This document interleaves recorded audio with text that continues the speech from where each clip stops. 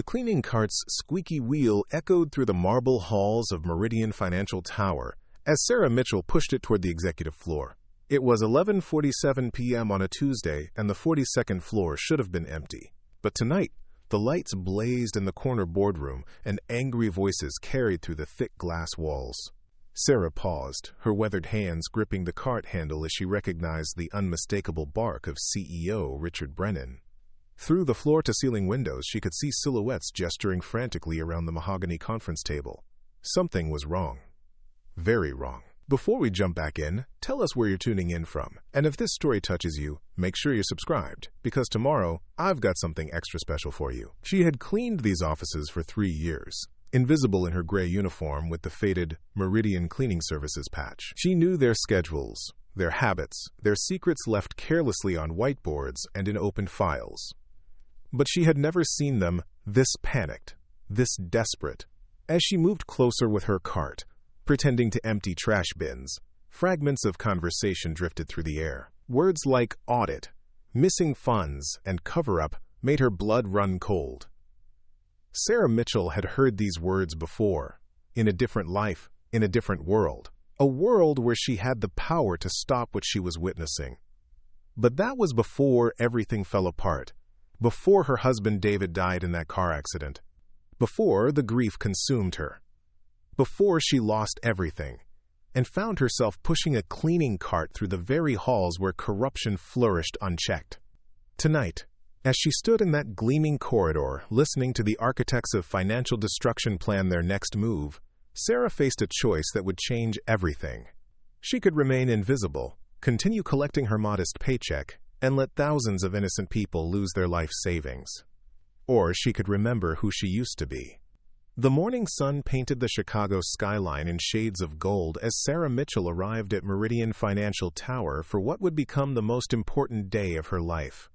She clutched her worn canvas cleaning bag and nodded to Tommy Martinez, the security guard who had grown accustomed to her quiet presence over the past 3 years.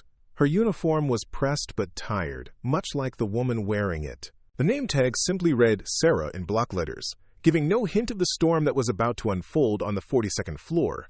At 55, Sarah had the kind of face you might pass in a grocery store without a second glance.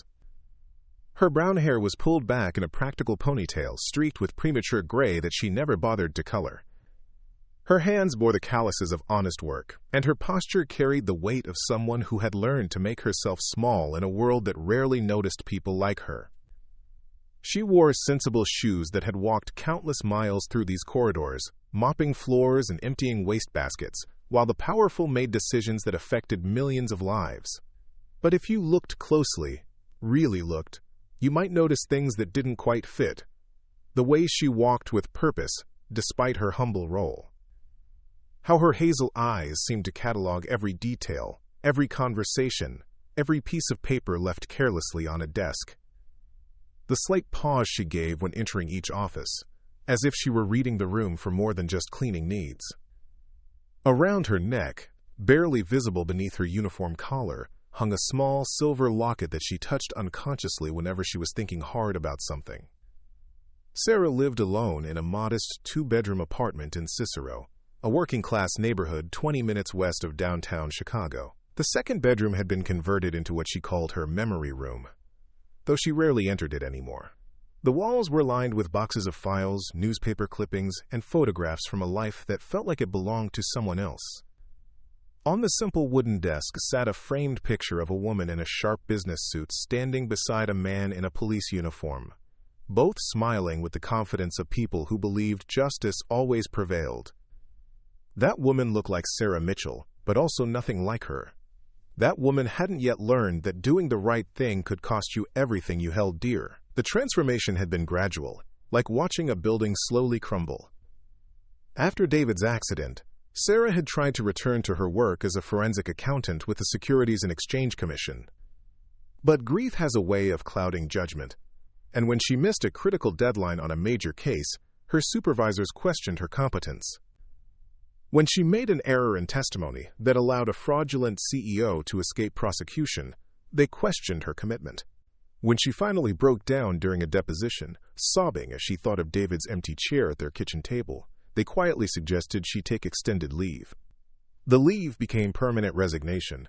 The prestigious job became a series of part-time positions. The downtown condo became a small apartment. The woman who had once sent white-collar criminals to prison now cleaned the offices where new criminals planned their schemes. It was a fall from grace so complete, so devastating, that most people would have been crushed by it. But Sarah Mitchell had something that couldn't be taken away.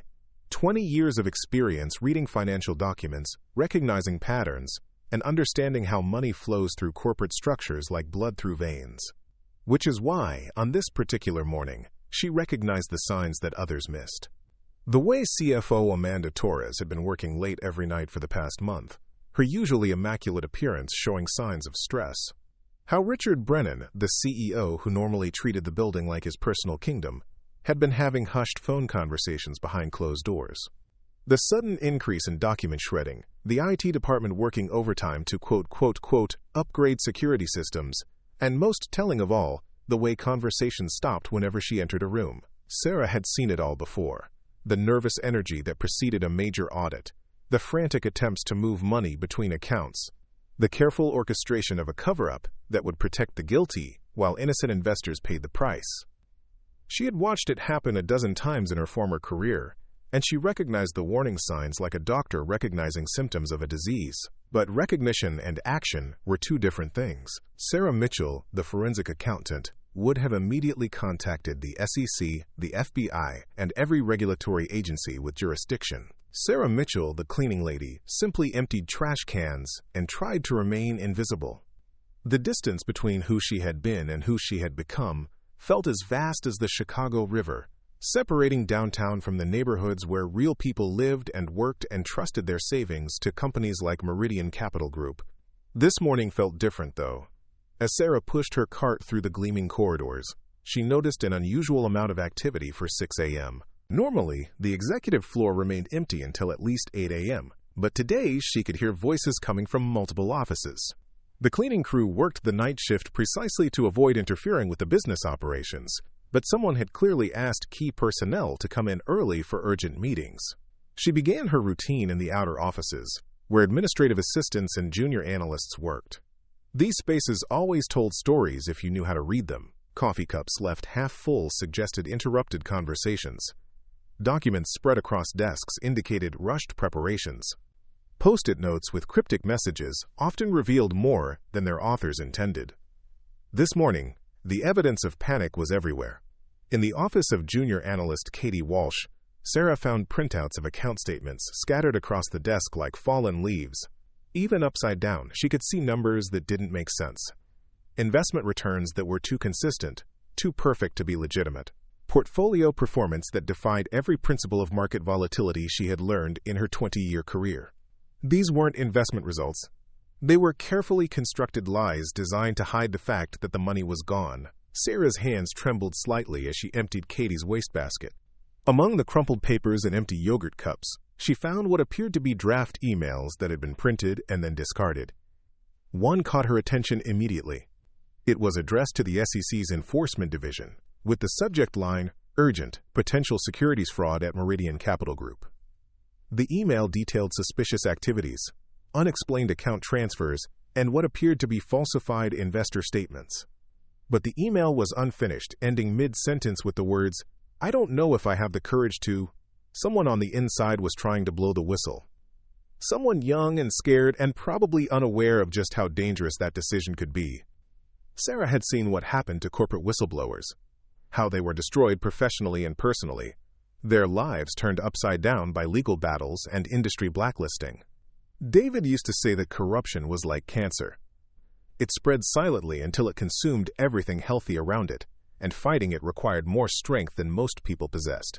As she continued her cleaning routine, moving methodically from office to office, Sarah began to piece together a pattern that confirmed her worst fears. Meridian Capital Group wasn't just engaged in minor accounting irregularities or aggressive investment strategies. They were running a sophisticated Ponzi scheme that used new investor money to pay returns to existing clients, while the executives siphoned millions into offshore accounts. Preparing and narrating this story took us a lot of time, so if you are enjoying it, subscribe to our channel. It means a lot to us. Now back to the story. The evidence was hiding in plain sight, scattered across desks and wastebaskets like puzzle pieces waiting for someone with the right expertise to assemble them. Account statements that showed impossible consistency in volatile markets. Internal memos discussing, quote, client management strategies that were actually instructions on how to delay withdrawal requests. Email threads about portfolio rebalancing that were really conversations about moving money between shell companies to avoid detection. Sarah had investigated cases like this before, but never from this angle. As a federal investigator, she had always arrived after someone else had sounded the alarm, armed with subpoenas and search warrants. Now she was witnessing the crime in real time, seeing how the sausage was made while the criminals believed they were unobserved. It was both fascinating and horrifying, like watching a train wreck unfold in slow motion. The most damning evidence came from Richard Brennan's personal office, a corner suite with panoramic views of Lake Michigan and walls lined with awards for financial excellence and investor trust. His desk was cluttered with documents that should never have been left in the open, but arrogance had made him careless. Sarah found bank statements for accounts in the Cayman Islands, wire transfer confirmations for amounts that matched exactly with reported investment losses, and most shocking of all, a handwritten list of what appeared to be client account numbers, with corresponding amounts, and the notation, priority liquidation. They weren't just stealing from their clients, they were systematically targeting the accounts of elderly investors and pension funds, the people who could least afford to lose their life savings. Sarah recognized the pattern because she had seen it before in her investigation of Bernard Madoff's operation. The scheme was almost identical, just smaller in scale and more carefully hidden. As she cleaned the coffee stains from Brennan's desk, Sarah felt something she hadn't experienced in 3 years. The familiar surge of righteous anger that had once driven her to work 16-hour days pursuing financial criminals. The feeling was so intense, so unexpected that she had to grip the desk to steady herself. For a moment, she wasn't Sarah the cleaning lady. She was Special Agent Sarah Mitchell, the woman who had sent dozens of white-collar criminals to federal prison. But that moment passed, and reality crashed back like a cold wave. She wasn't a federal agent anymore. She had no badge, no authority, no legal standing to investigate anything. She was a middle-aged woman in a cleaning uniform who would be dismissed as a delusional employee if she tried to report what she had discovered. Worse, she could be accused of theft or espionage for reading confidential documents, regardless of how those documents had been carelessly left in view. The smart thing to do was nothing. Keep cleaning, keep collecting her paycheck, and let someone else deal with the consequences. She had paid enough dues, sacrificed enough, lost enough. She owed nothing to the world that had abandoned her when she needed support the most. The victims of Meridian's fraud were strangers to her, just names on account statements. It wasn't her responsibility to save them. But as Sarah moved through the executive offices, she began to see faces behind those account numbers. Family photographs on desks showed the executives' own relatives, their children and grandchildren who would benefit from the stolen money. Meanwhile, the real victims remained faceless and voiceless, trusting that their investments were growing, when in reality, their savings were being systematically stolen to fund luxury lifestyles and offshore escapes. In Amanda Torres's office, Sarah found the CFO's personal laptop still open, the screen displaying a spreadsheet titled Exit Strategy Timeline. The document outlined a plan to liquidate remaining assets, transfer funds to overseas accounts, and dissolve the company within 6 months. They weren't planning to fix the problem or come clean about their crimes. They were planning to steal everything they could and disappear, leaving thousands of investors with worthless statements and empty promises. The timeline showed that the final phase would begin tomorrow with a coordinated transfer of remaining client funds to accounts in non-extradition countries. By the weekend, Richard Brennan, Amanda Torres, Michael Stevens, and a handful of other executives would be boarding private jets to countries where American law enforcement couldn't touch them. The investors wouldn't discover the truth until Monday morning, when they tried to access accounts that no longer existed. Sarah stood in that gleaming office, surrounded by the trappings of corporate success, and realized that she was probably the only person who could stop what was about to happen. The young analyst, Katie Walsh, suspected something but lacked the experience to understand the full scope of the fraud. The regulatory agencies were months away from discovering the scheme through normal oversight. By the time anyone else connected the dots, the money would be gone, and the criminals would be living comfortably in countries without extradition treaties. She thought about David, about the last conversation they had before his accident. He had been frustrated with a case where a corrupt police commander had been acquitted on a technicality, and he was questioning whether their work made any real difference. Sarah had told him that justice wasn't about winning every case or saving every victim. It was about standing up when you had the power to make a difference, even when it cost you everything. The world doesn't need more people who know how to follow orders, she had said. It needs people who know when to break them. Those words echoed in her mind as she finished cleaning the executive floor and prepared to start her shift in the lower levels of the building. She had a choice to make, and she knew that whatever she decided in the next few hours would define the rest of her life. She could remain Sarah Mitchell, the invisible cleaning lady, or she could become Sarah Mitchell, the woman who stopped one of the biggest financial frauds in Chicago history. The question wasn't whether she had the ability to expose the scheme. Her 20 years of experience had given her all the tools she needed. The question was whether she had the courage to use them, knowing that doing so would almost certainly destroy the quiet life she had rebuilt from the ashes of her former existence. As she rode the elevator down from the 42nd floor, Sarah caught her reflection in the polished steel doors. The woman looking back at her had aged years in the past few hours. The weight of knowledge, of responsibility, of choice had settled on her shoulders like a heavy coat. But there was something else in her eyes now, something that had been missing for 3 years. Purpose.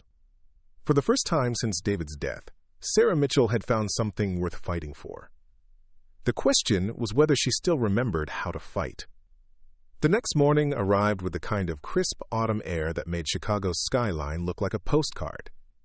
Sarah Mitchell entered Meridian Financial Tower at her usual time, but everything felt different now.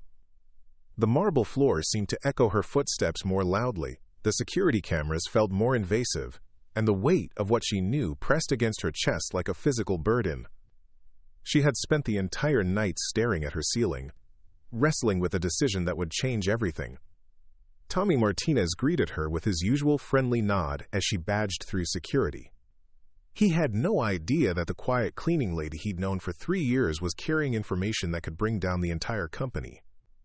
Sarah managed a weak smile in return, her mind racing with possibilities and consequences.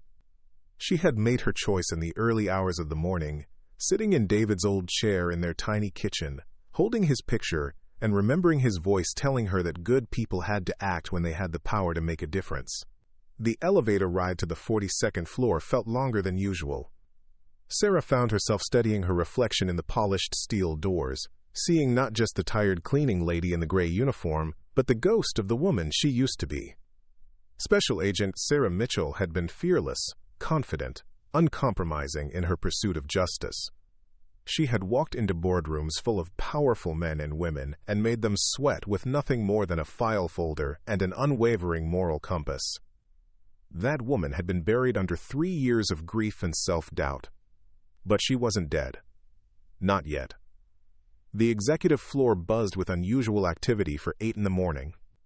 Sarah could hear raised voices coming from the corner conference room where she had witnessed the panic-stricken meeting the night before. As she began her cleaning routine, moving methodically through the outer offices, she caught fragments of conversation that confirmed her worst fears. The executives weren't backing down from their plan. They were accelerating it. Katie Walsh's office showed signs of a sleepless night. Empty coffee cups lined her desk like sentries, and crumpled papers overflowed from her wastebasket. The young analyst had clearly been working through the night, probably trying to find the courage to finish that email to the SEC. Sarah felt a pang of sympathy for the girl, remembering her own early days as an investigator, when the weight of uncovering corruption felt overwhelming. As Sarah emptied the trash, she noticed Katie's computer screen was still active, displaying what appeared to be a resignation letter. The girl was planning to quit, rather than become complicit in the fraud, but she didn't understand that leaving now wouldn't protect her from prosecution if the scheme eventually came to light. Junior employees who knew about fraud and failed to report it often faced charges themselves, regardless of their level of involvement. The real action, however, was happening in the conference room where Richard Brennan had assembled his inner circle. Sarah could hear his voice carrying through the thick glass walls as she worked her way closer, pretending to dust the artwork in the hallway. The CEO was in full command mode, his voice carrying the kind of authority that had built his reputation as one of Chicago's most successful financiers. "The timeline moves up," Brennan was saying, Everything needs to be completed by Friday, not next week. I don't care what excuses you have to make to the clients, or what stories you need to tell the staff. We're not waiting around for some audit or investigation to come knocking on our door. Through the floor-to-ceiling windows, Sarah could see the executives gathered around the mahogany table like generals planning a military campaign. Amanda Torres sat to Brennan's right, her laptop open and fingers flying across the keyboard as she presumably managed the financial logistics of their escape. Michael Stevens paced behind his chair, his expensive suit wrinkled from what had obviously been another sleepless night.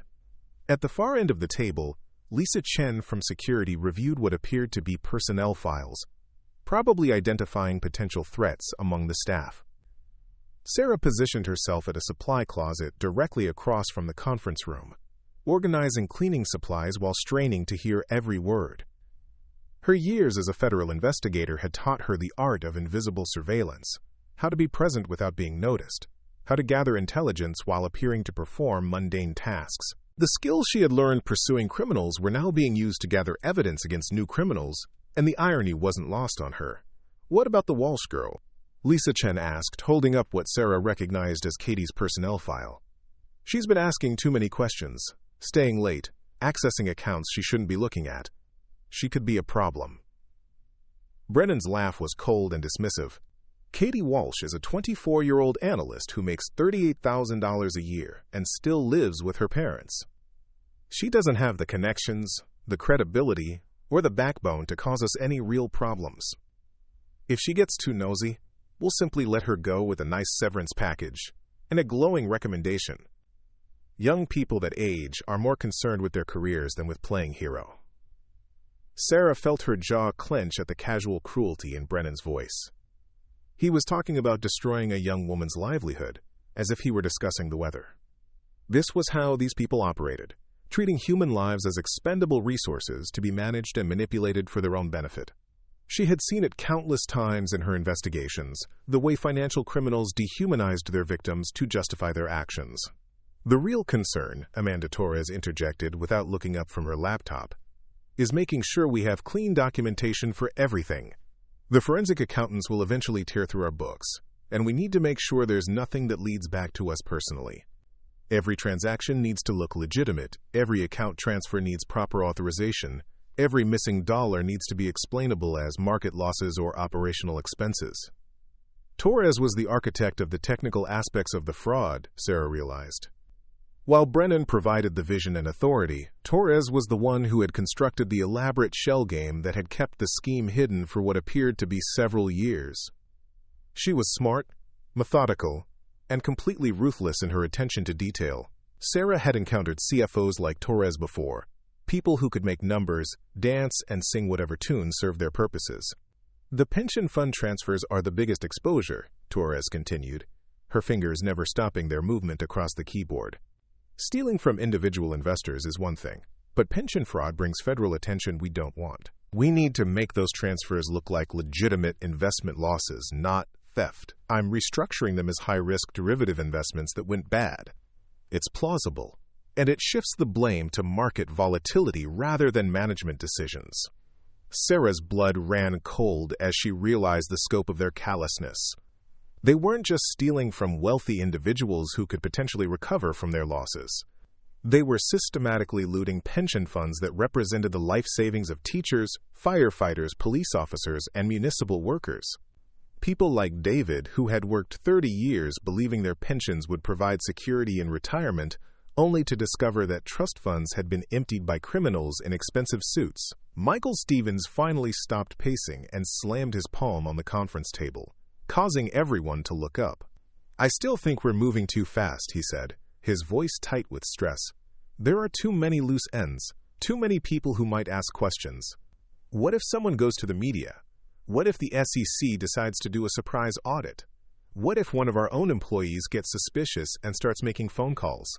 Brennan's expression hardened, and Sarah could see the steel beneath his polished exterior. This was a man who had built his fortune by making hard decisions and eliminating obstacles, and he viewed Stevens's concerns as weakness rather than prudence. "Michael, we've been over this a dozen times. The longer we wait, the more exposure we have. Every day we delay is another day for someone to stumble across something they shouldn't see. We stick to the plan, we execute flawlessly, and by Sunday we're all sitting on beaches in countries that don't have extradition treaties with the United States. Lisa Chen leaned forward, her security background evident in her systematic approach to risk assessment. I've reviewed all personnel files for anyone with law enforcement or regulatory experience.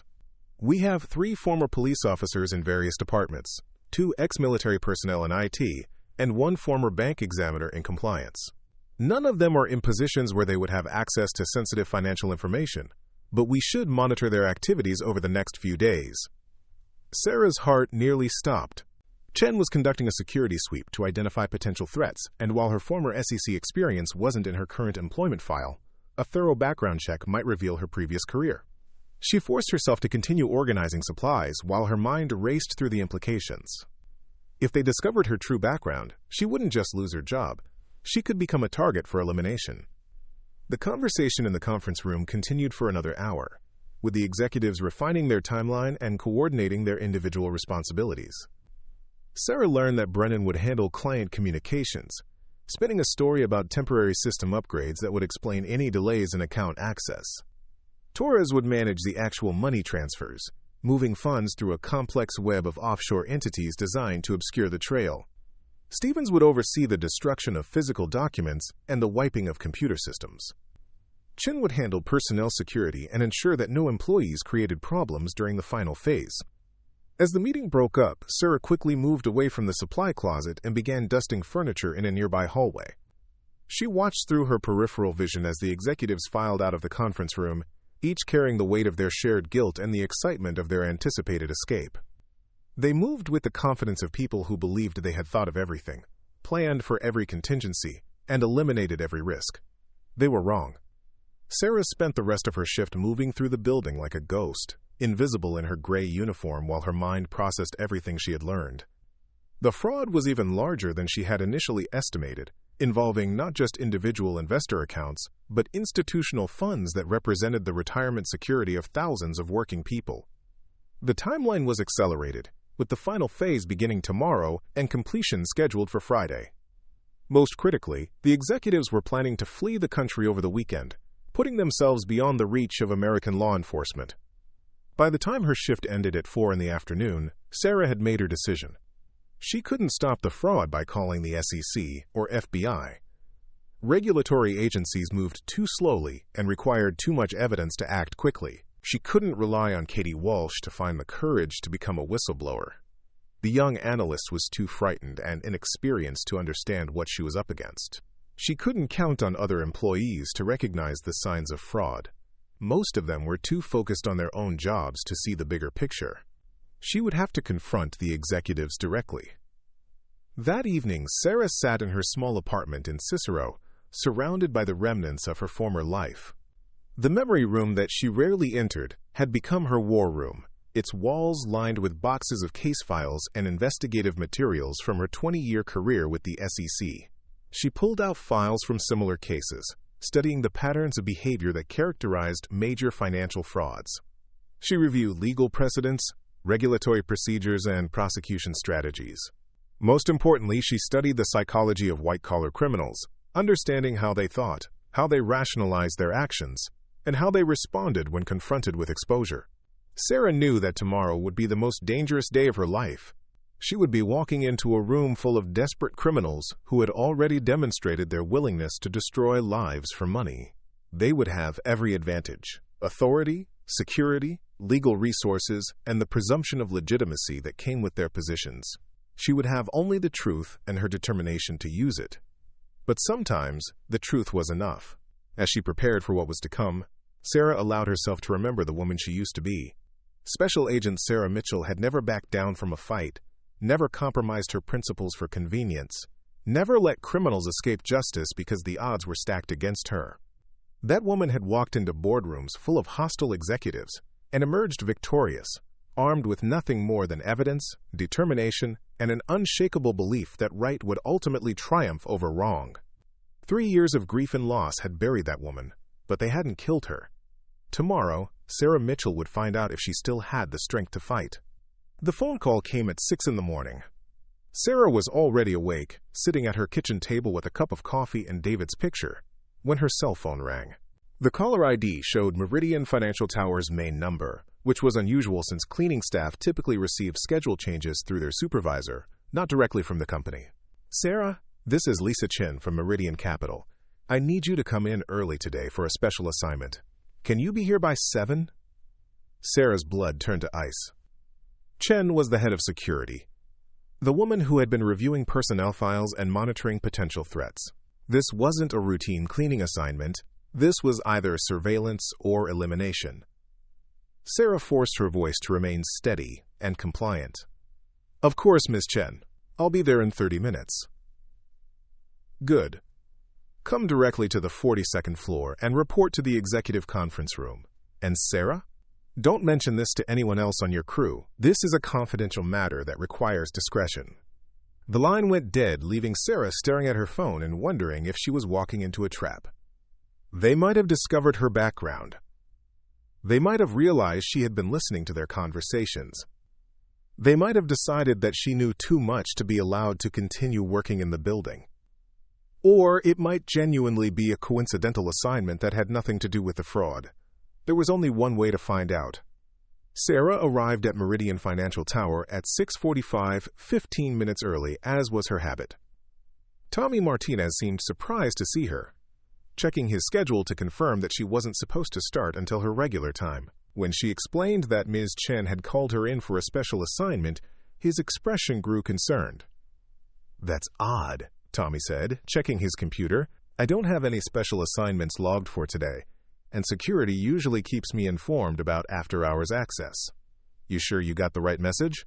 Sarah felt her anxiety spike, but she maintained her calm exterior. Ms. Chen was very specific. "Executive conference room, 7 o'clock, discretion required." Maybe she forgot to update your system. Tommy shrugged and badged her through, but Sarah could see the doubt in his eyes. Security guards developed instincts about unusual situations, and something about this morning felt wrong to him too. As she rode the elevator to the 42nd floor, Sarah wondered if she was making the biggest mistake of her life or the most important decision. The executive floor was eerily quiet at 7 in the morning, with most offices still dark and empty. But the conference room blazed with light, and Sarah could see figures moving inside. As she approached with her cleaning cart, Lisa Chen emerged from the room and walked toward her with the purposeful stride of someone accustomed to exercising authority.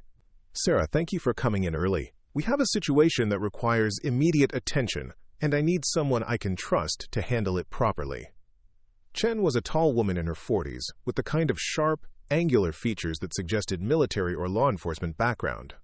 Her black hair was pulled back in a severe bun, and her dark eyes missed nothing as they studied Sarah's face for reactions. She wore a perfectly tailored business suit that somehow managed to suggest both professionalism and physical capability. "Of course, Ms. Chen. What do you need me to do?" "We're conducting a sensitive meeting with some of our major investors this morning, and I need the conference room thoroughly cleaned and prepared. But here's the thing, Sarah. Absolute confidentiality is required. These investors value their privacy, and we can't have staff gossiping about who they are or what they discuss.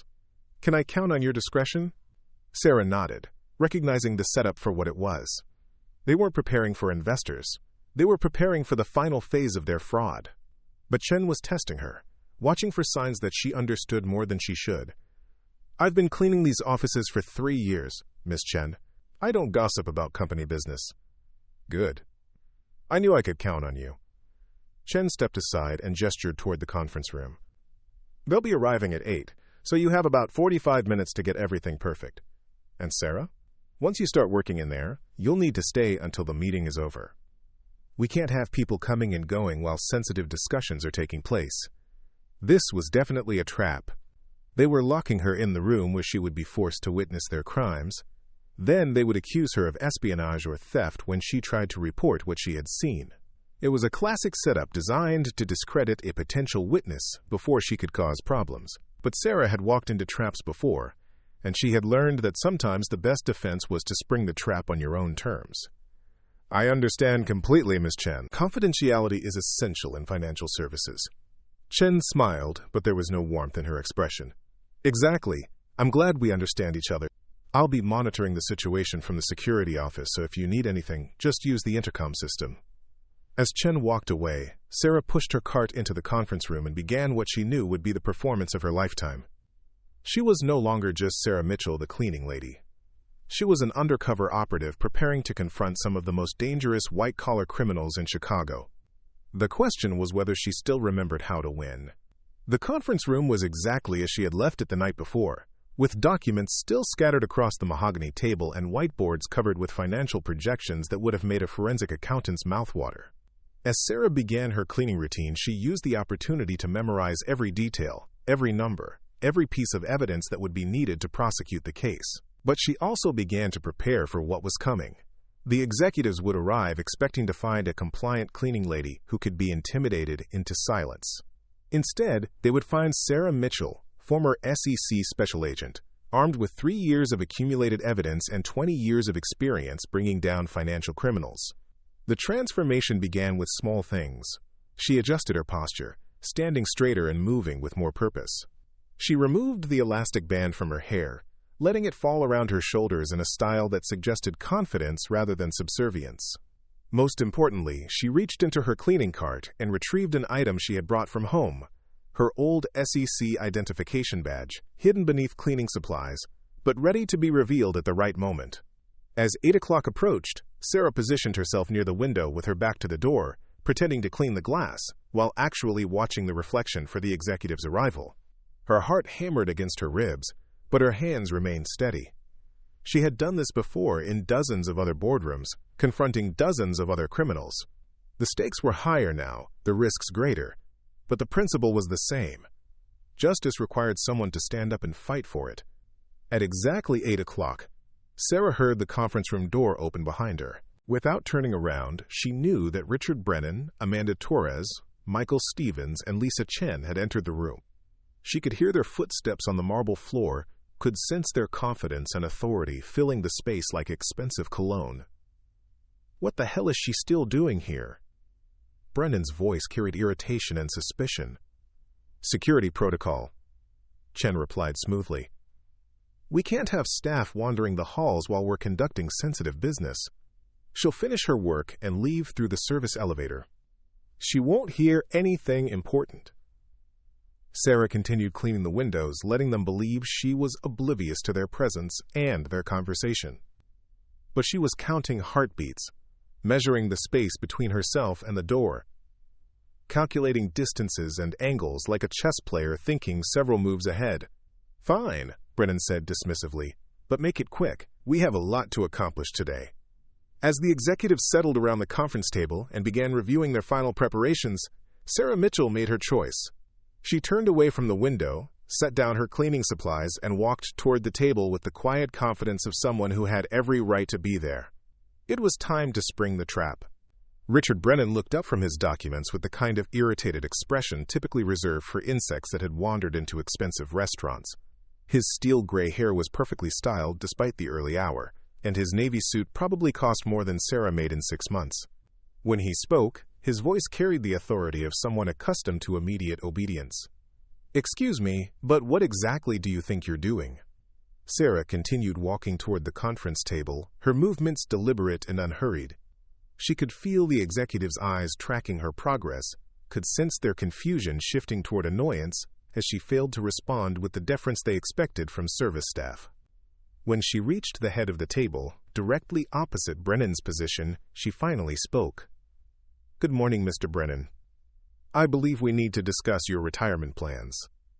The silence that followed was so complete that Sarah could hear the faint hum of the building's ventilation system. Amanda Torres looked up from her laptop with raised eyebrows. Michael Stevens stopped mid-reach for his coffee cup, and Lisa Chen's hand moved instinctively toward her jacket pocket, where Sarah suspected she kept either a weapon or communication device. Brennan's face cycled through several expressions before settling on barely controlled fury. "I'm sorry, but I think there's been some kind of misunderstanding. You're the cleaning lady, correct? Miss Chen called you in to prepare this room." "Miss Chen called me in, yes, but not to clean."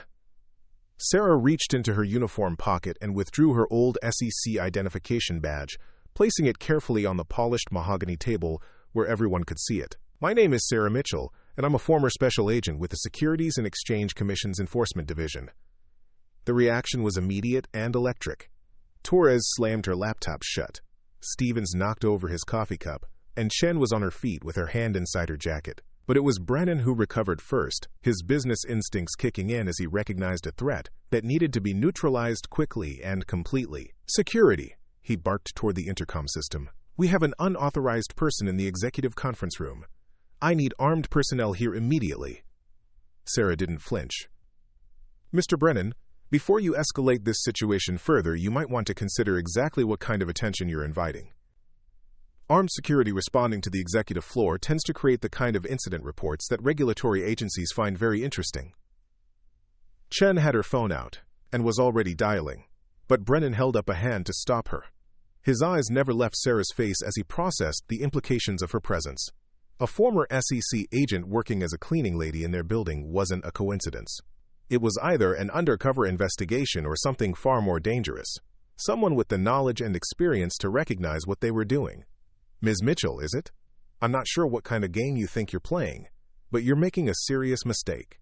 Breaking into a private business meeting, impersonating a federal agent, attempting to intimidate legitimate business people. These are felonies that will land you in federal prison." Torres leaned forward, her financial mind already calculating damage control scenarios. "How long have you been working here? What have you seen? What do you think you know?" 3 years, Amanda. I've been watching you move money between accounts for 3 years. I've seen you create shell companies, falsify investment reports, and systematically steal from client accounts. I know about the Cayman Islands transfers, the fabricated derivative losses, and the pension fund raids. I know you're planning to complete the liquidation by Friday and flee the country over the weekend. The color drained from Torres's face. Stevens began hyperventilating, his expensive suit suddenly seeming to hang loose on his frame. Chen remained standing, her posture tense and ready for action, but her eyes showed the kind of fear that came from realizing your escape route had been discovered. Brennan, however, doubled down with the arrogance that had served him throughout his career. "You know what I think, Ms. Mitchell? I think you're a disturbed individual who lost her job with the government and now harbors delusions about corporate conspiracies. I think you've been reading confidential documents while pretending to clean our offices, which makes you guilty of theft and espionage. I think you're about to find out what happens when unemployed federal agents try to blackmail successful business leaders." He stood up and walked around the table towards Sarah, his 6-foot frame intended to intimidate. "Do you have any idea who you're dealing with? I have senators on speed dial. I play golf with federal judges. I donate more money to political campaigns in a single year than you've earned in your entire pathetic career. You're a nobody who thinks she can walk into my boardroom and threaten me?" Sarah remained perfectly still as Brennan positioned himself directly in front of her, close enough that she could smell his expensive cologne and see the vein pulsing in his temple. She had encountered his type countless times during her career. Powerful men who believed their wealth and connections made them untouchable. They all reacted the same way when confronted with evidence of their crimes. Deny, attack, intimidate. "Mr. Brennan, you're absolutely right about one thing. I am nobody. I'm a middle-aged woman in a cleaning uniform who makes minimum wage and lives alone in a tiny apartment. I have no political connections, no wealthy friends, no influence in the corridors of power. But you know what nobody has that somebody like you will never understand?" Brennan leaned closer, his voice dropping to a threatening whisper. "What's that, sweetheart?" Nothing left to lose. Before Brennan could respond, Sarah continued with the calm authority that had made her one of the SEC's most effective investigators. "I've spent 3 years documenting your crimes, Richard. Not just the recent acceleration, but the entire scheme from its inception. I have photographs of documents, recorded conversations, detailed financial analysis, and a complete timeline of fraudulent activities. I know about the $47 million transferred to Zurich last month, the $23 million that went to Singapore 2 weeks ago, and the $156 million you're planning to move to Grand Cayman tomorrow morning." Stevens finally found his voice, though it cracked with panic. "She's lying. She has to be lying. There's no way a cleaning lady could have access to that level of financial information." Sarah turned her attention to Stevens, and her expression softened slightly. Unlike Brennan and Torres, who radiated criminal intent, Stevens seemed more like someone who had gotten in over his head and was now drowning in consequences he never fully understood. "Michael, you've been having trouble sleeping lately, haven't you? I've seen the lights in your office at 3 in the morning, seen the empty antacid bottles in your trash, seen the resignation letters you keep drafting but never send. You know this is wrong. You've known it for months, but you're terrified of what happens if you try to get out now." Stevens's face crumpled as if Sarah had reached inside his chest and squeezed his heart. "How could you possibly know that?" "Because I've investigated dozens of cases like this, Michael. There's always someone like you. Not a criminal mastermind, just someone who made one bad decision and then found himself trapped in an escalating nightmare. The good news is that people like you often receive lighter sentences when they cooperate with federal prosecutors." Chen finally spoke, her security training evident in her systematic approach to threat assessment. "This is clearly a setup. Either she's still working for the SEC and this is an undercover operation, or she's trying to extort money from us. Either way, we need to neutralize the threat before it spreads." Sarah pulled out her phone and held it up for everyone to see. "Lisa, you're partially correct. This is a setup, but not the kind you're thinking about. This phone has been recording our conversation since I entered the room. Every threat, every admission, every detail about your criminal enterprise is now documented evidence. If anything happens to me, if I have an accident, if I disappear, if I suddenly decide to quit my job and move to another state, this recording automatically uploads to servers maintained by the FBI, the SEC, and the Chicago Tribune." The executives exchanged glances that communicated volumes. They were trapped, and they knew it. A former federal agent with 3 years of accumulated evidence and a dead man's switch was their worst nightmare come to life. But cornered criminals were also the most dangerous criminals, and Sarah could see them calculating options that might involve permanent solutions to their problem. Brennan returned to his chair, but his posture remained aggressive. "Assuming for a moment that you're telling the truth about any of this, what exactly do you want? Money? A cut of the profits? A guarantee of safe passage? Everyone has a price, Ms. Mitchell. What's yours?" The question revealed everything Sarah needed to know about how these people viewed the world. They genuinely couldn't conceive of someone who wasn't motivated by personal gain, who might act out of principle rather than self-interest. It was the same blindness she had encountered in every major financial fraud case, criminals who were so morally bankrupt that they assumed everyone else shared their corruption. "I want you to return the money, Richard, all of it. Every dollar stolen from client accounts, every penny taken from pension funds, every cent transferred to offshore accounts. I want you to make your investors whole, face criminal prosecution, and accept the consequences of your actions." Torres laughed, a sound like breaking glass. "That's impossible, and you know it. The money is gone, spent, invested in assets that can't be quickly liquidated.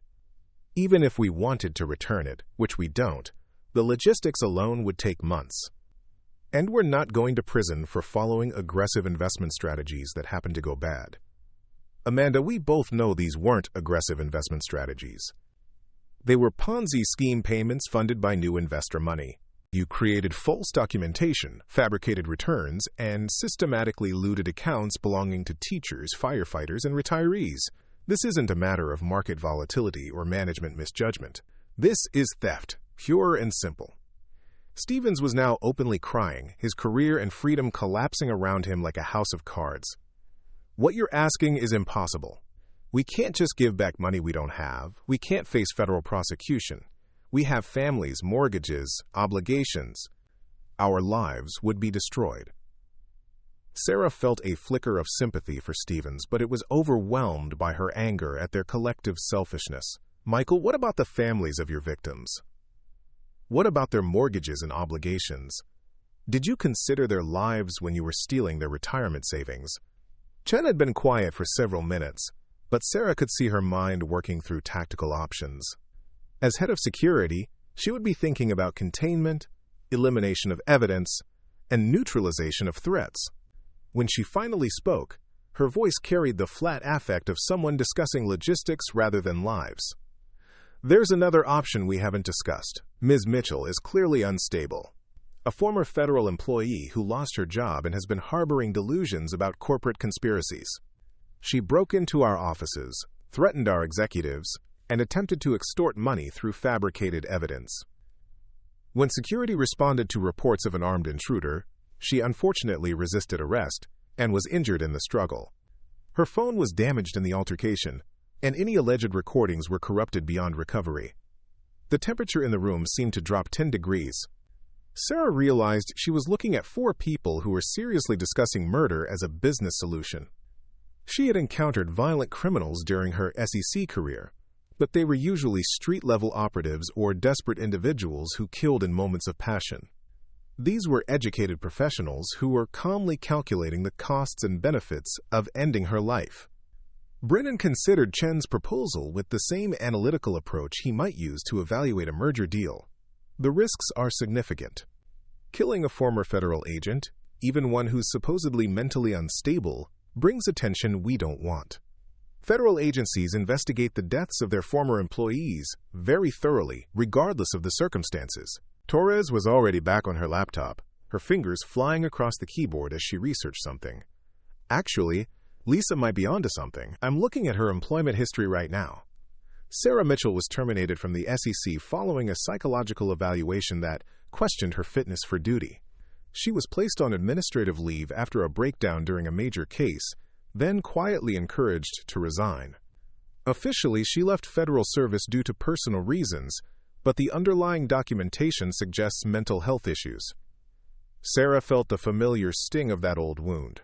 The breakdown Torres was referencing had occurred 6 months after David's death, when grief and overwork had finally overwhelmed her ability to function.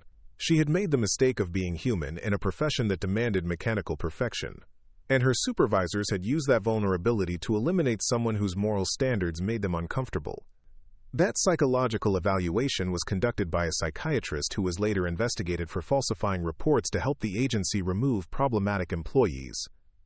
Sarah said quietly, "But you're right that it exists, and you're right that it could be used to discredit my testimony. The question is whether you're really prepared to commit murder to protect your financial crimes." Stevens looked like he might vomit. "We can't be talking about killing someone. We're not murderers.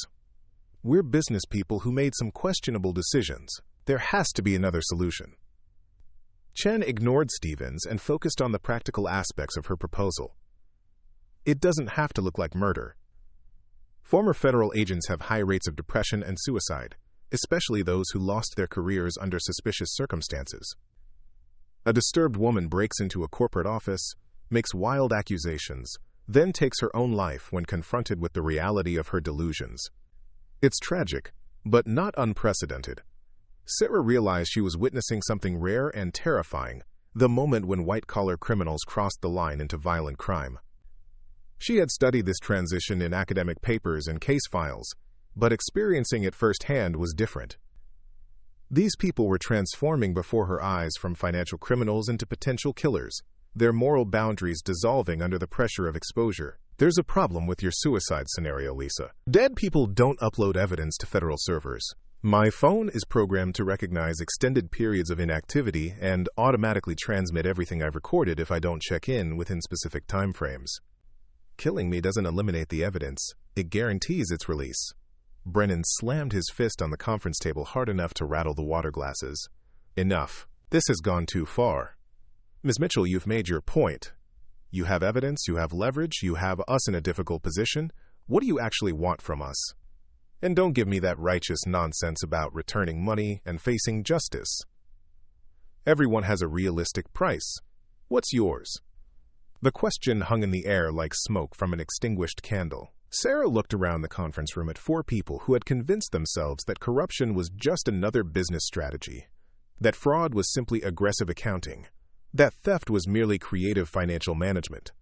They were offering her the opportunity to become complicit in their crimes, to take her share of the stolen money, and disappear into comfortable obscurity. It was exactly the kind of moment that defined who someone really was. "My price," Sarah said slowly, "is watching you face the consequences of what you've done. My price is seeing justice served for the teachers and firefighters and retirees whose money you've stolen. My price is knowing that other criminals will think twice before following your example, because they've seen what happens to people who believe wealth makes them untouchable." Torres closed her laptop with a sharp snap. Then you're an idiot. You could walk out of here with enough money to live comfortably for the rest of your life. Instead, you're choosing to be a martyr for people who don't even know you exist. Amanda, those people are exactly why I exist. Every victim of financial fraud, every retiree who discovers their pension has been looted, every family destroyed by corporate greed, they're the reason the SEC was created in the first place. They're the reason people like me became federal agents. You've forgotten that ordinary people matter, but I never will. Chen had moved closer to the door during their conversation, positioning herself to block Sarah's exit. Her jacket was unbuttoned now, and Sarah could see the outline of what appeared to be a shoulder holster. The security chief was preparing for the violent option, waiting for Brennan's signal to escalate the situation beyond words. Stephen suddenly stood up, his chair scraping against the marble floor. I can't do this. I can't be part of whatever you're planning. Richard, Amanda, Lisa, this has gone insane. We're talking about hurting someone to cover up financial crimes. When did we become these people? Brennan's voice turned ice cold. Michael, sit down and shut up. You're in this as deep as the rest of us, and you don't get to develop a conscience now that the consequences are becoming real. You've taken your share of the profits for 3 years. You don't get to play innocent victim just because someone finally caught us. But killing someone, planning someone's suicide, this isn't who I wanted to be when I got into finance. This isn't the life I wanted for my family. Torres looked up from her laptop with disgust. Your family is living in $1 million house in Lake Forest because of the money we've made from this operation. Your children go to private schools. Your wife drives a BMW. You vacation in Europe every summer. Don't pretend you didn't know where the money was coming from. Sarah watched this exchange with professional interest. Criminal conspiracies often collapsed when participants turned on each other, and Stevens appeared to be the weak link in their chain. If she could convince him to cooperate, his testimony would be devastating to the others. But that would require getting him away from Chen's influence and Brennan's intimidation. Michael, she said gently, it's not too late to make the right choice. Federal prosecutors value cooperation, especially from defendants who can provide detailed testimony about the structure and operation of criminal enterprises. If you help them build cases against the others, you could reduce your sentence significantly. Chen moved another step closer to the door. Nobody's cooperating with anyone. Michael, you need to understand something very clearly. If this woman leaves this room alive, we all go to federal prison. If she has an unfortunate accident while making false accusations against respected business leaders, we continue our lives as planned. The choice is simple. Sarah felt the familiar surge of adrenaline that had carried her through dangerous situations during her SEC career. She was trapped in a room with 4 criminals who were seriously considering murder, and her only advantages were her experience and their inexperience with violence. White-collar criminals rarely killed their own victims. They usually hired others or arranged accidents that maintained plausible deniability. But desperation could make anyone dangerous. Lisa, Sarah said calmly, before you do something that changes you forever, consider this. I'm not the only person who knows about your crimes. I've been sharing information with contacts in federal law enforcement for months. If something happens to me, they'll know exactly where to look and whom to arrest. Killing me doesn't solve your problem. It makes it worse. Chen hesitated, clearly calculating whether Sarah was bluffing. In the silence that followed, Sarah could hear her own heartbeat and the faint sound of traffic from the street 42 floors below. She was betting her life on the assumption that these white-collar criminals weren't prepared for the psychological and logistical challenges of committing murder. Brennan finally broke the standoff. Ms. Mitchell, let's assume for a moment that killing you creates more problems than it solves. Let's also assume that your evidence is as comprehensive as you claim. What exactly happens next? Do you walk out of here and immediately call the FBI? Do you hold a press conference? Do you upload everything to social media and let the court of public opinion destroy us?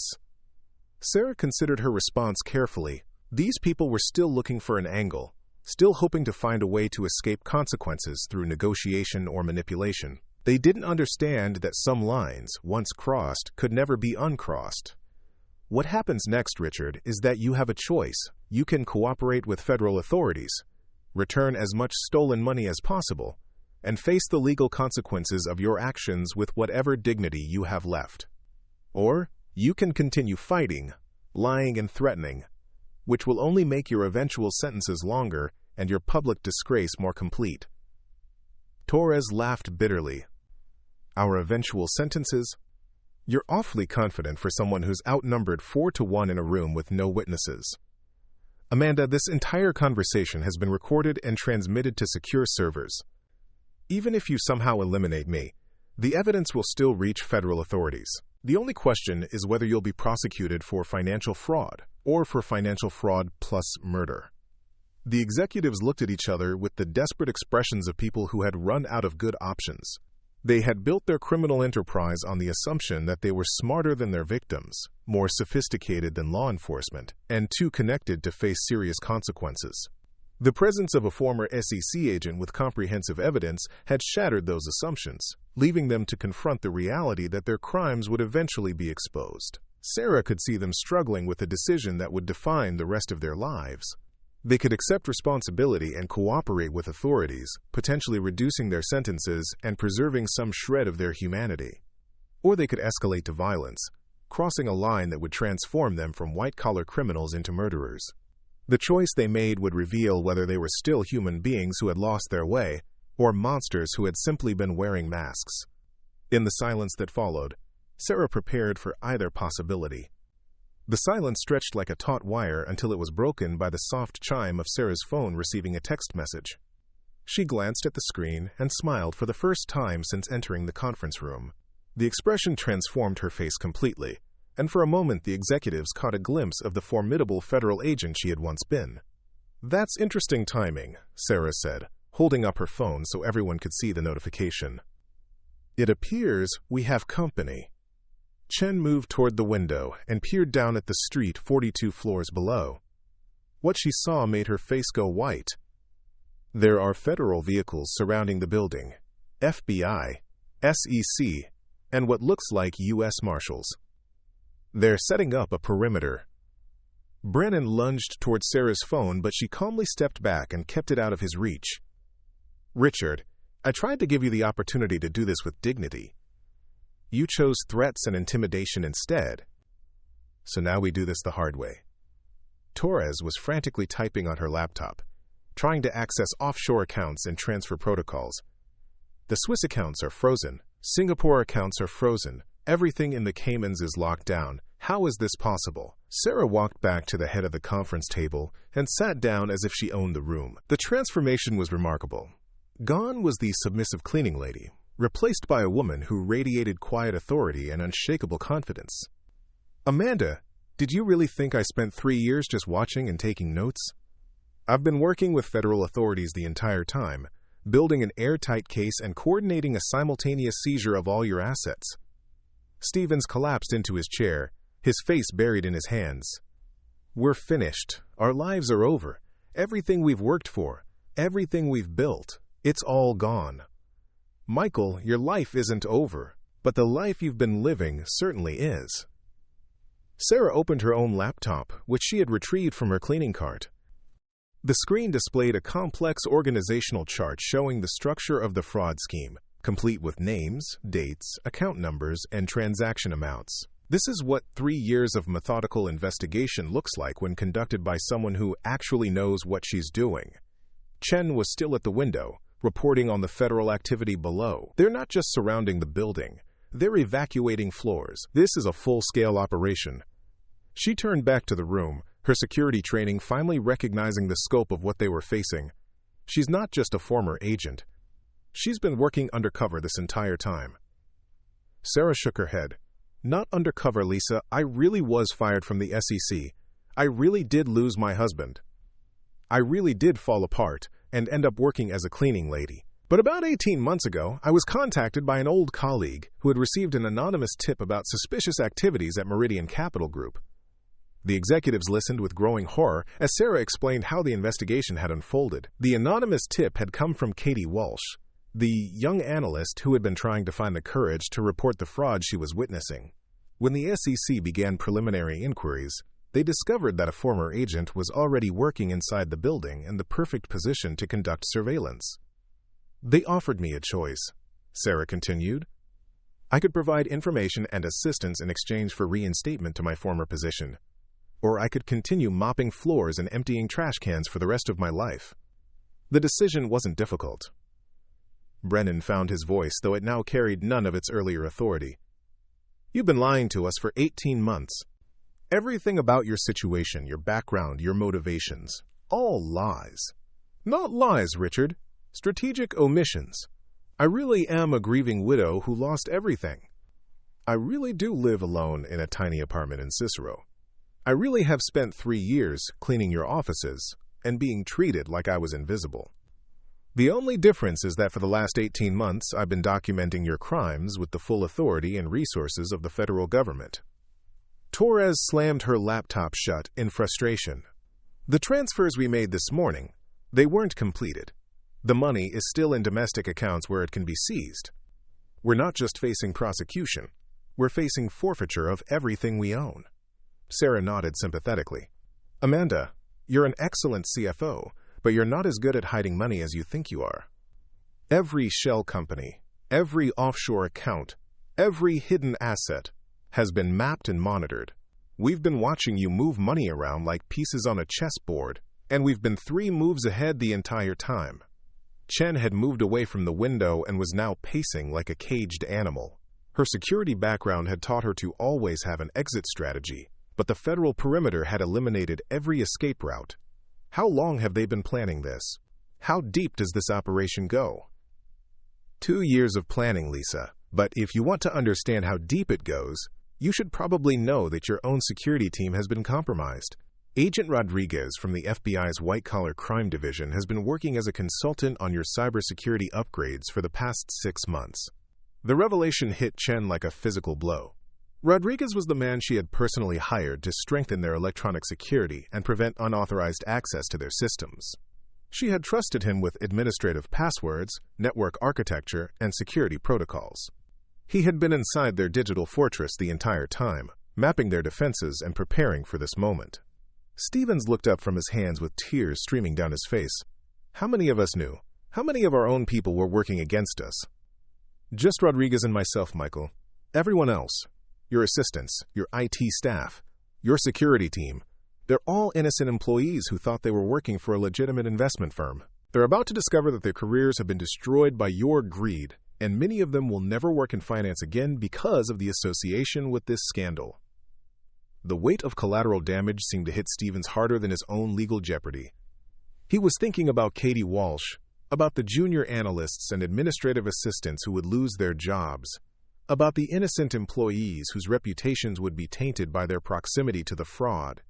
Unlike the others, Stevens appeared to retain some capacity for empathy. Brennan had been quiet for several minutes, but Sarah could see his mind working through possibilities and scenarios. He was still looking for an angle, still hoping to find a way to minimize the damage or shift the blame. When he finally spoke, his voice carried the calculating tone of someone making a business proposition. Ms. Mitchell, you've clearly outmaneuvered us completely. We have no leverage, no escape routes, no viable defenses. But you must want something from us, or you wouldn't have arranged this elaborate confrontation. You could have simply had us arrested without warning. Instead, you chose to reveal yourself and explain the situation. What do you need from us? Sarah had been waiting for this question. I need your complete cooperation in recovering the stolen funds and identifying all the victims. I need detailed testimony about how the scheme operated and who else might have been involved. Most importantly, I need you to understand that your cooperation isn't a negotiation. It's the difference between spending 20 years in federal prison or spending 30 years in federal prison. Torres laughed bitterly. So we cooperate fully and still go to prison for decades? That's not much of an incentive, Sarah. Amanda, you've stolen over $400 million from trusting investors, including pension funds for teachers, firefighters, and police officers. You've destroyed the retirement security of thousands of families. You were planning to flee the country and live in luxury while your victims faced poverty in their old age. Did you really think you were going to negotiate your way out of consequences? Chen had stopped pacing and was now standing behind her chair, gripping the leather back with white knuckles. What happens to our families? Our spouses didn't know about any of this. Our children are innocent. Do they lose everything too? For the first time since revealing her identity, Sarah's expression softened slightly. Lisa, that depends largely on how cooperative you are and how much of the stolen money can be recovered. Families of defendants who provide substantial assistance often retain their primary residence and basic assets. Families of defendants who continue fighting and hiding assets often lose everything. The sound of elevator doors opening in the distance made everyone look toward the conference room door. Heavy footsteps in the hallway indicated that federal agents were now in the building and moving toward the executive floor. The investigation that had been theoretical and distant was now becoming immediate and tangible. Stevens stood up unsteadily and walked toward the window where Chen had been monitoring the federal activity. The sight below was overwhelming. Dozens of vehicles, agents in tactical gear, news crews that had somehow already arrived on scene. They're going to perp walk us, aren't they? Cameras, handcuffs, the whole public humiliation. Sarah joined him at the window, and for a moment they stood side by side, looking down at the organized chaos of a major federal operation. Michael, that depends on you. Defendants who surrender voluntarily and begin cooperating immediately often avoid the spectacle. Defendants who resist and force agents to hunt them down get the full treatment. Brennan was still seated at the conference table, but his posture had changed completely. The arrogant CEO who had threatened and intimidated Sarah was gone, replaced by a defeated man who was finally grasping the scope of his downfall. How did we not see this coming? How did we miss an 18-month federal investigation happening right under our noses? Richard, you missed it because you stopped seeing me as a human being years ago. I was just part of the furniture, invisible and irrelevant. You had confidential conversations in front of me, left sensitive documents on your desk while I cleaned around them, discussed criminal activities as if I was deaf and mute. Your arrogance blinded you to the fact that the person emptying your trash can had more law enforcement experience than your entire security team. Torres was back on her laptop, but now she was looking at news websites instead of financial accounts. It's already breaking on social media. #Meridian fraud is trending on Twitter. Someone leaked the story before the arrests even happened. Sarah smiled grimly. Amanda, that was part of the strategy. We wanted to ensure that you couldn't control the narrative or manage the media response. By the time you're processed and booked, the story will already be everywhere, told from the victim's perspective rather than yours. The footsteps in the hallway were getting closer, and Sarah could hear the distinctive sound of tactical equipment and radio communications. Federal agents were methodically clearing each office and securing the floor before moving to their primary targets. The executives had perhaps 5 minutes before their door opened and their old lives ended forever. Chen suddenly straightened as if she had just remembered something important. The documents. We need to destroy the physical evidence before they get here. Amanda, wipe your laptop. Michael, shred everything on your desk. We can still limit the damage if we move fast enough. Sarah shook her head sadly. Lisa, that's destruction of evidence during a federal investigation. It's an additional felony that will add years to your sentence. Besides, we've been copying and photographing everything for months. Destroying documents now will only demonstrate consciousness of guilt without actually eliminating any evidence. Stevens had moved away from the window and was now standing in the center of the room, looking lost and confused. What should we do? How do we handle this? I've never been arrested before. I don't know the protocol. Michael, when the agents come through that door, keep your hands visible, don't make any sudden movements, and don't resist in any way. Answer their questions about your identity, but don't discuss the case without an attorney present. If you want to cooperate, tell them you're willing to provide information in exchange for legal representation. Torres looked up from her laptop with surprise. Why are you helping us? We threatened you, insulted you, talked about killing you. Why give us advice about how to handle our arrests? Sarah considered the question for a moment before answering. Amanda, I've spent my entire career in law enforcement. I believe in justice, but I also believe in basic human dignity. You're about to face the consequences of your choices, but that doesn't mean you deserve to be treated like animals. Besides, defendants who handle their arrests professionally often receive more consideration during sentencing. Brennan stood up slowly, his movements those of a man who had aged years in the past hour. Ms. Mitchell, I need to ask you something, and I want an honest answer. Do you take any satisfaction in this? Any pleasure in watching our lives collapse? The question hung in the air as Sarah considered her response.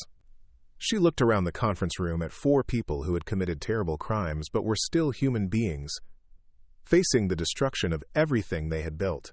Brennan was thinking about his family's shame.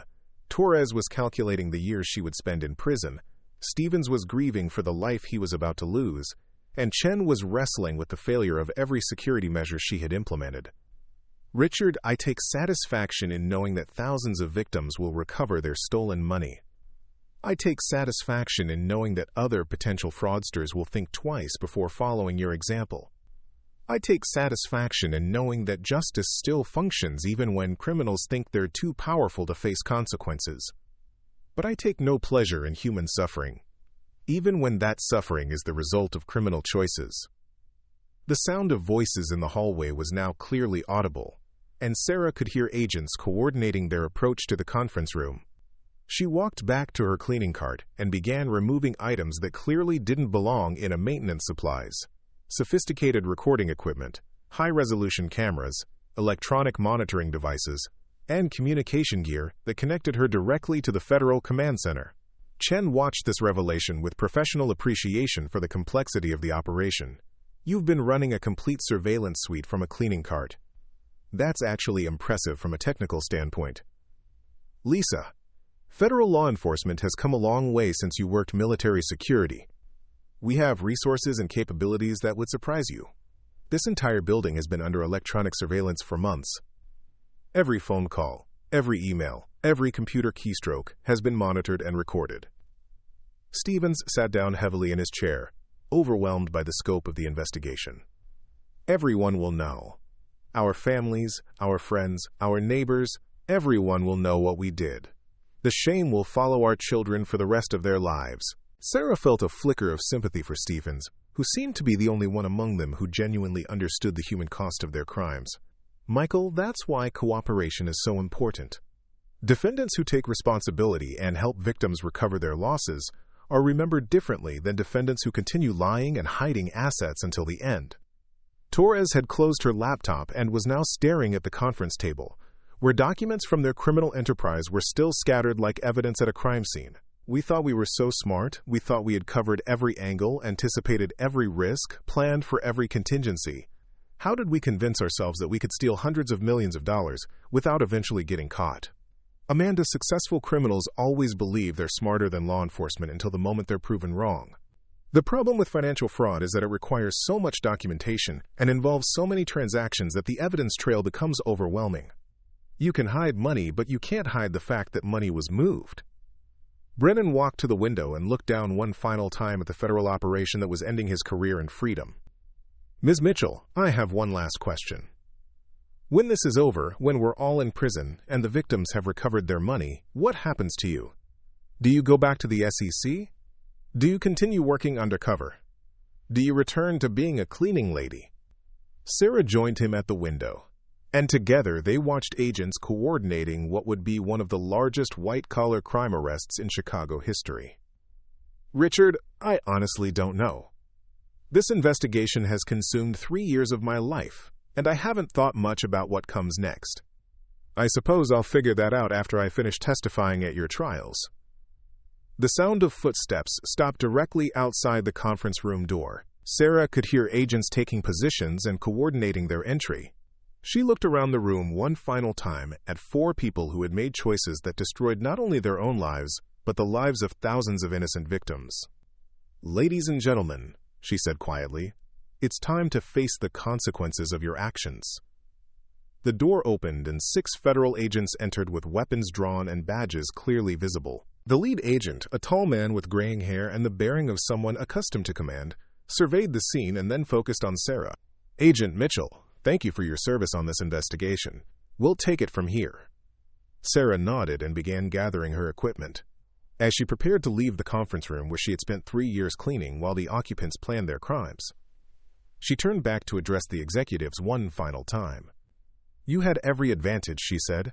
Wealth, education, connections, resources, and the respect of your community. You could have used those advantages to build something meaningful, to help people, to make a positive difference in the world.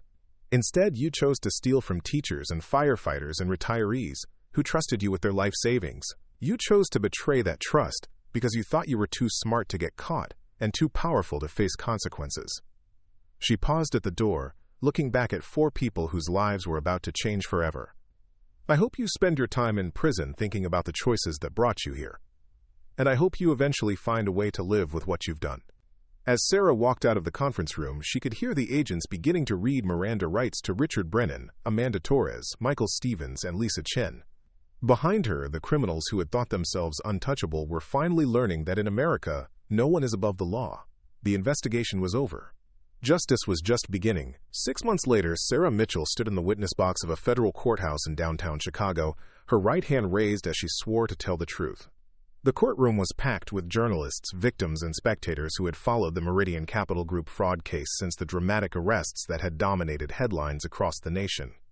Across the room, Richard Brennan sat at the defendant's table in an orange jumpsuit, his transformation from powerful CEO to convicted felon complete.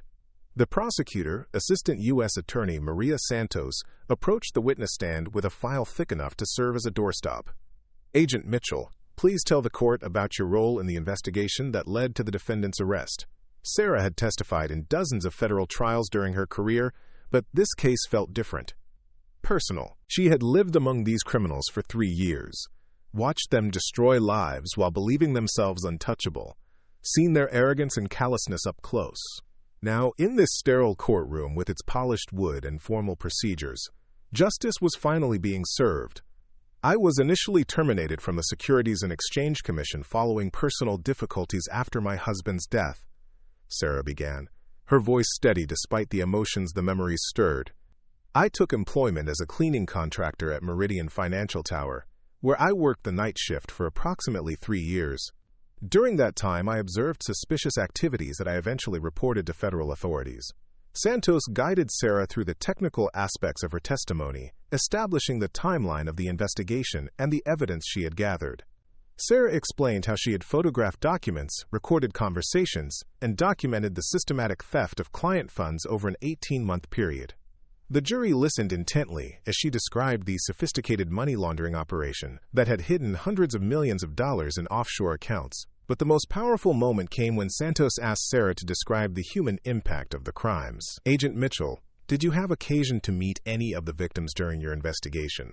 Sarah's composure wavered slightly as she thought about the dozens of retirees she had interviewed, the families whose life savings had been stolen, the teachers and firefighters who had trusted Meridian with their pension funds. Yes, I did. I met with over 60 victims as part of the restitution process. Many of them had worked their entire careers, believing their retirement was secure, only to discover that their trust had been betrayed by people they considered financial professionals. She told the court about Eleanor Hartman, a 78-year-old retired teacher who had lost her entire life savings and was now working part-time at a grocery store to pay for her medications. She described James Murphy, a disabled firefighter whose pension fund investment had been liquidated to pay for Brennan's vacation home in Aspen. She spoke about Maria Rodriguez, a widow whose husband's insurance settlement had been invested with Meridian just months before the scheme collapsed. When defense attorney David Kellerman cross-examined Sarah, he tried to portray her as a disgruntled former employee seeking revenge against successful business leaders. Ms. Mitchell, isn't it true that you were terminated from federal employment due to psychological instability? Isn't it possible that your interpretation of normal business activities was colored by personal resentment? Sarah met his gaze calmly. Mr. Kellerman, I was terminated following a psychological evaluation that was later found to be fraudulent. The psychiatrist who conducted that evaluation was subsequently investigated for falsifying reports to help the agency remove employees whose moral standards created problems for their supervisors. As for my interpretation of events, I have 20 years of experience investigating financial fraud, and I know the difference between aggressive business practices and criminal theft. Kellerman pressed harder, trying to undermine her credibility.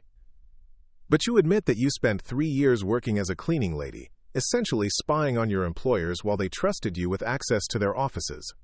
Doesn't that strike you as fundamentally dishonest? Mr. Kellerman, I was employed to clean offices, and I performed that job conscientiously for 3 years. When I observed criminal activities, I reported them to appropriate authorities as required by law. If that strikes you as dishonest, then perhaps you should examine what that says about your definition of honesty. The trial lasted 6 weeks, with Sarah's testimony serving as the foundation for the prosecution's case. Michael Stevens had negotiated a plea agreement in exchange for his cooperation, and his detailed testimony about the internal operations of the fraud scheme corroborated everything Sarah had documented. Amanda Torres had also pleaded guilty, though she continued to minimize her role and blame others for the more egregious aspects of the crimes. Lisa Chen had fought the charges until the end, maintaining that she was simply following orders and had no knowledge of the fraudulent activities. Her defense collapsed when prosecutors introduced recordings of her planning to eliminate Sarah as a potential witness. The jury deliberated for less than 4 hours before returning guilty verdicts on all counts. The sentencing hearing took place on a gray December morning that perfectly matched the mood in the courtroom. Richard Brennan, once one of Chicago's most respected financiers, stood before Judge Patricia Wong to receive his punishment. The man who had threatened Sarah in that conference room 6 months earlier now looked broken and defeated, his expensive suit replaced by the standard attire of the convicted. Judge Wong's voice carried the weight of moral authority as she addressed the defendants. Mr. Brennan, you and your co-conspirators engaged in a systematic campaign of theft that destroyed the retirement security of thousands of innocent people. You betrayed the trust of clients who relied on your expertise and integrity. You stole from teachers who educated our children, from firefighters who risked their lives for our safety, from police officers who protected our communities. Brennan received 35 years in federal prison without the possibility of parole. Torres was sentenced to 28 years, Chen to 25 years, and Stevens to 12 years thanks to his cooperation and genuine remorse. The sentences sent a clear message to the financial industry that white-collar crime would be prosecuted to the full extent of the law. But for Sarah, the most meaningful moment came during the victim impact statements. Eleanor Hartman, the retired teacher who had lost her life savings, addressed the court with dignity that impressed everyone present. Your Honor, I don't hate these people, but I want them to understand what they took from me. They didn't just steal my money.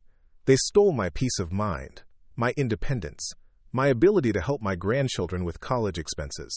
They forced me to work in my 70s when I should be enjoying my retirement. James Murphy, the disabled firefighter, spoke about the broader impact of financial crimes on working-class families. These defendants lived in mansions while stealing from people who spent their careers serving others. They thought we were invisible, that our lives didn't matter. I want them to know that we do matter, and that their crimes have real consequences for real people. The restitution process proved more successful than anyone had expected. Federal authorities recovered over 90% of the stolen funds, including assets hidden in offshore accounts that Torres had thought were beyond the reach of American law enforcement. The sophisticated asset tracing operation led to the recovery of luxury homes, boats, artwork, and jewelry that the defendants had purchased with stolen money. Sarah played a crucial role in the asset recovery process, using her knowledge of the defendants' spending patterns and her relationships with international law enforcement agencies to track down hidden wealth. Her work led to the recovery of a $12 million villa in Switzerland that Brennan had purchased under a false name, as well as several bank accounts in Singapore that contained pension fund money Torres had thought was safely hidden. The success of the Meridian case established new precedents for prosecuting complex financial fraud and recovering stolen assets. Sarah's methodical documentation and long-term surveillance had provided prosecutors with the kind of comprehensive evidence that made conviction virtually certain. Legal experts praised the investigation as a model for how undercover operations could be used effectively in white-collar crime cases. But perhaps the most significant impact was on Sarah herself. The young analyst Katie Walsh, whose anonymous tip had initiated the investigation, approached Sarah after the final sentencing hearing. Ms. Mitchell, I wanted to thank you for giving me the courage to come forward. When I first suspected something was wrong, I was terrified of the consequences. Watching you fight for justice despite everything you had lost showed me that doing the right thing is always worth the cost. Katie had left the financial industry after the Meridian scandal but had found new purpose working for a non-profit organization that provided financial literacy education to low-income communities. I realized that my skills could be used to help people protect themselves from fraud rather than enabling fraud. Your example showed me that there are different ways to serve others. Sarah had returned to federal service with the SEC but in a new role that combined investigation with victim advocacy. She worked with families affected by financial fraud, helping them navigate the complex process of asset recovery and providing support during the difficult transition from victim to survivor.